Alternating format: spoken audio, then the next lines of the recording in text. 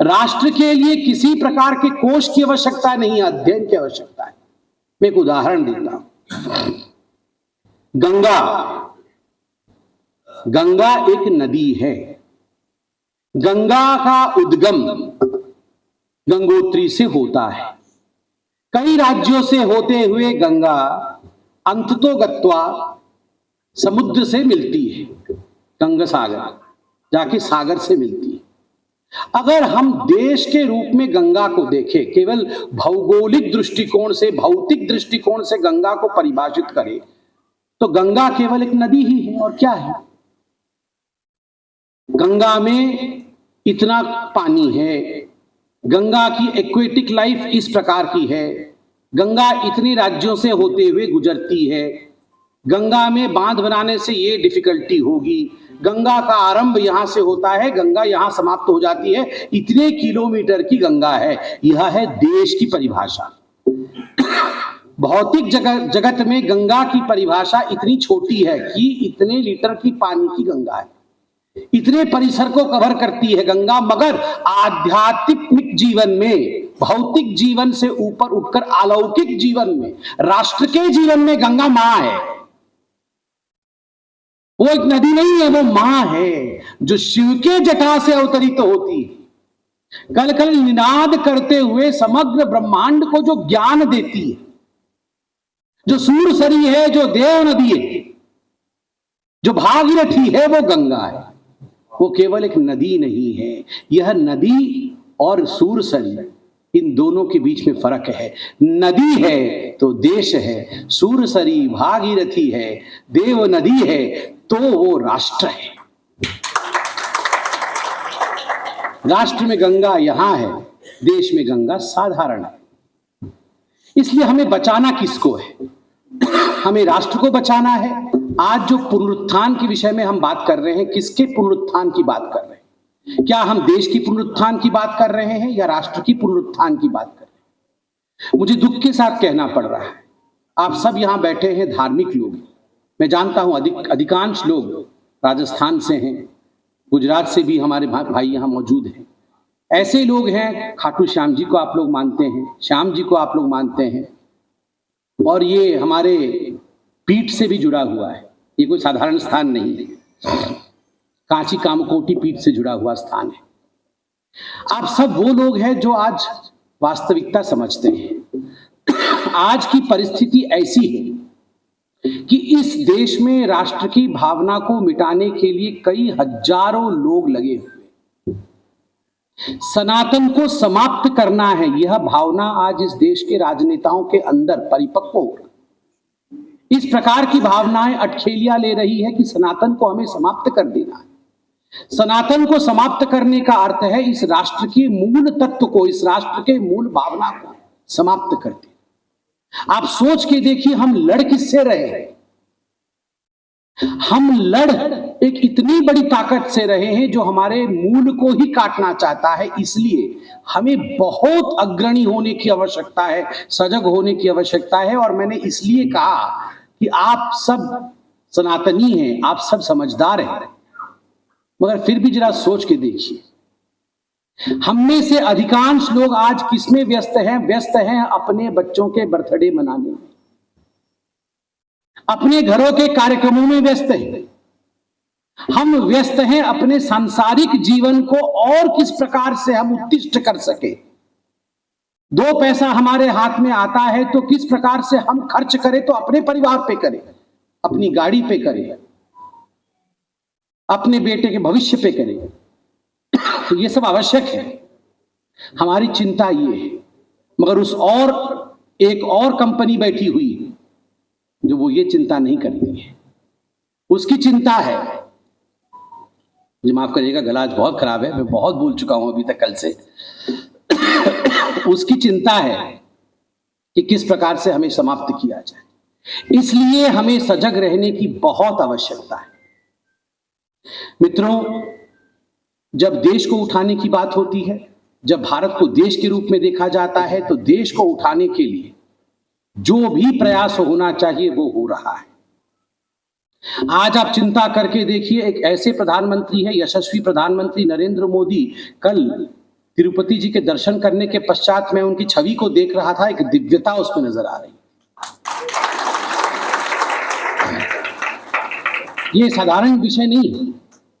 मैं अभी 10 भाषण दे के मेरा गले में खांसी हो रही है, चेहरे पे थकावट, मैं आयु में उनसे कितना कम हूं, उसके बाद भी थक जा रहा हूं, मगर मैं तो आश्चर्यचकित हूं कि वो व्यक्ति थकता कैसे नहीं।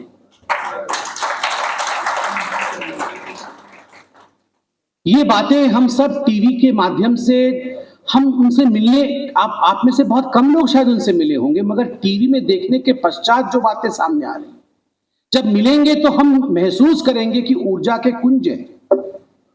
तो इस प्रकार के ऊर्जा के पुंज आज हमारे देश को संभाल रहे हैं, और उनका जो प्रयास है, अथक प्रयास है, निरंतर प्रयास है, वो देश और राष्ट्र दोनों के पुनरुत्थान के लिए है। जब वो तेजस में बैठते हैं तो वो देश का पुनरुत्थान हो रहा है, और जब वो तिरुपति में वेंकटेश्वर जी का दर्शन करते हैं तो राष्ट्र का पुनरुत्थान हो रहा है। एक ही दिन में दोनों काम हुआ है, सुबह तेजस, शाम को वेंकटेश्वर जी। आप सोच के देखिए, देश भी बढ़ रहा है और राष्ट्र भी बढ़ रहा है। आप सोच के देखिए, मैं तो कई बार हैरान हो जाता। पहले हम एयरपोर्ट जाते थे, स्टेशन जाते थे, किसी भी भीड़ भाड़ इलाके में जाते थे तो एक ही अनाउंसमेंट होती थी, और वो अनाउंसमेंट होता था कि आप ध्यान से रहिए। आप नीचे देखिए, आपके नीचे कहीं कुकर या कोई टिफिन बैग तो नहीं रखा है, आपके नीचे कोई ऐसा वस्तु तो नहीं रखा हुआ है जो कोई छोड़ गया हो। और हम बार बार नीचे देखते रहते थे। शायद आज का जो 10 साल, जो उस समय 10 साल के होंगे, अभी 20 साल के हो गए हो, वो समझ नहीं पाएंगे, मगर बाकी अधिकांश लोग जो यहाँ बैठे हैं वो सब जानते हैं। भीड़ में जाते थे तो पहले हम नीचे देखते थे। ट्रेन में बैठने, उस समय हवाई जहाज कम होती थी, ट्रेन में बैठने से पहले माँ बोलती थी, देख लो बेटा, नीचे देख लो जरा। तो हम सब पहले कुर्सी के नीचे देखते थे, कोई कुछ बैग छोड़ तो नहीं गया है, क्योंकि बम फटने का इतना डर था। मुझे आज भी याद है, सरोजनी नगर मार्केट में 8 बम एक साथ फटे थे। मैं दिल्ली में रहता था। आप सोच के देखिए, अब वो व्यवस्था बदल चुकी है साहब। कहीं अनाउंसमेंट नहीं होता है कि नीचे देखते रहिए, नीचे देखते, अब बोलते हैं ऊपर देखते रहिए, ऊपर देखते रहिए। आपका देश आगे बढ़ रहा है, ऊपर देखते रहिए, नीचे देखने की आवश्यकता नहीं है। नीचे मोदी जी ने सब ठीक कर दिया है। जिन लोगों ने नीचे बम रखने की हिमाकत की थी, जिन लोगों ने नीचे बम डालने की कोशिश की थी, उनके घर में घुस के मार के आ गए हैं मोदी जी, सर्जिकल स्ट्राइक कर दिया। ये सर्जिकल अभी 26/11, परसों 26/11, हम सब ने ट्वीट किया होगा, फेसबुक में उस पर संवेदनशील संदेश भी छोड़े होंगे। दिवंगत आत्माओं के लिए हमने प्रार्थना भी किया 26/11, मगर केवल प्रार्थना करना क्या यही उचित है?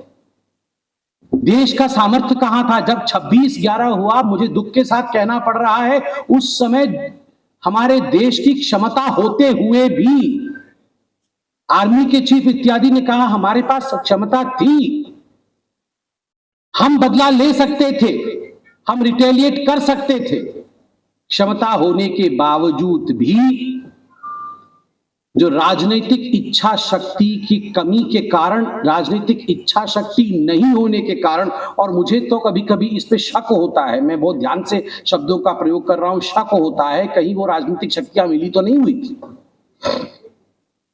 इन राजनीतिक इच्छा शक्तियों की कमी के कारण हम अपने देश के वीर जवानों को शहीद होने देते हैं, कुछ नहीं करते हैं। हमारे बच्चे मारे जाते हैं, हम कुछ नहीं करते हैं। हाथ पे हाथ धरे रहे, और ऊपर से आपने पढ़ा होगा कि 26/11 जब हुआ तो आज जो यहां पर हैदराबाद में मौजूद है, मलकाजगिरी में ही जिनकी आज रैली है, कांग्रेस के नेता जिनकी रैली है, वो उस समय पार्टी कर रहे थे। राहुल गांधी पार्टी में थे, एक बड़े होटल में पार्टी कर रहे थे 26/11 के समय, जब लगभग 300 लोग मारे गए। यह हमारी देश की विडंबना थी। तब से अब तक का सफर, मुझे तो दुख होता है, और आप लोगों से मैं ये दुख साझा करता हूं, मुझे तो दुख होता है कहां से कहां तक का सफर तय किया इस देश ने। इन 9 वर्षों में कहां से कहां तक का सफर तय किया इस देश ने, फिर भी वोट मांगना पड़ता है।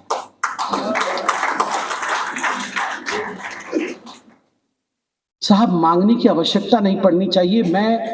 मैं कई बार रात को उठ जाता हूं और ये सोचता हूं कि हम कहां जा रहे हैं, इस कौम का क्या होगा, इस राष्ट्र का क्या होगा। आप सोचिए 500 वर्षों से यह देश राष्ट्र के लड़ रहा था। 500 वर्षों से भगवान राम लल्ला का जन्म जहां हुआ था वहां एक मंदिर बने, एक आक्रांता ने उस मंदिर को, उस भवन को, उस महल को तोड़ के ध्वस्त किया, वहां मस्जिद बनाया।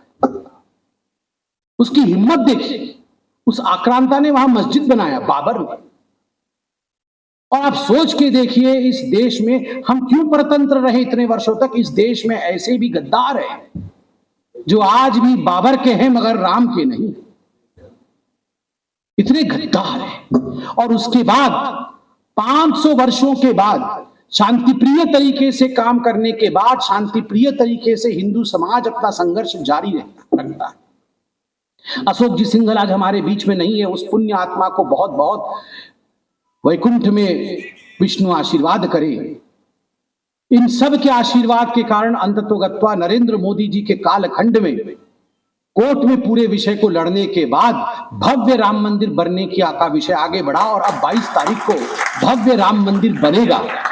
राम मंदिर में रामलला की प्राण प्रतिष्ठा होगी। उसके बाद भी भारतीय जनता पार्टी को जनसभाएं करनी पड़ रही है वोट मांगने के लिए।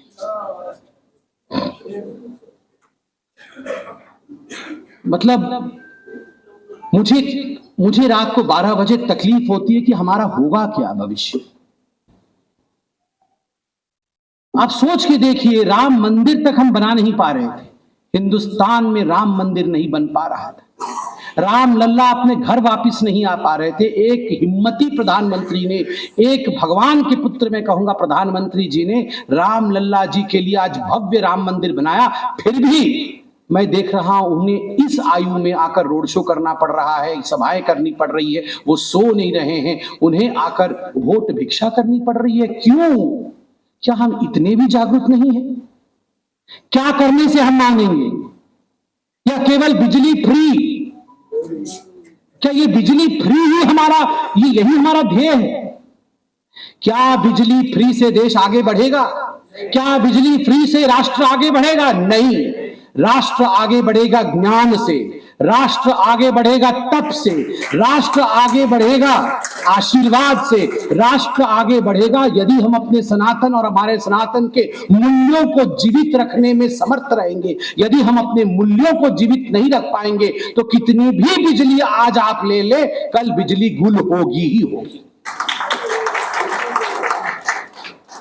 आज बिजली आपकी है, कल बिजली आपकी नहीं होगी, तब तो आपके घर की बिजली गुल होगी ही होगी। आप करिएगा क्या?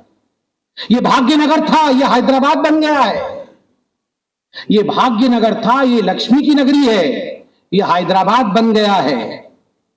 अगर हम इसी तरह सोए रहें तो मुझे तकलीफ के साथ कहना पड़ रहा है, राजाकार पूरी तरह से हावी होंगे आपके ऊपर।